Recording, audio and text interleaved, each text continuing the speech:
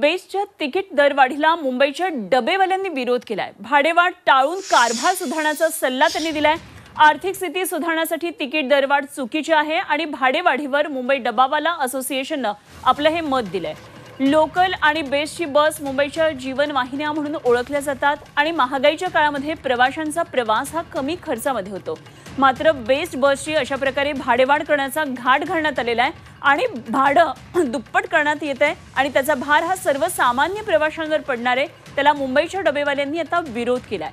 गेली काही वर्ष बेस्ट उपक्रमाच्या ढिसाळ कारभाराचा प्रवाशांना फटका बसतोय। आर्थिक बेशिस्ती आहे, नव्या योजनांचा अभाव आहे, अशा विविध कारणांमुळे बेस्टची आर्थिक स्थिती ही खालावतीये।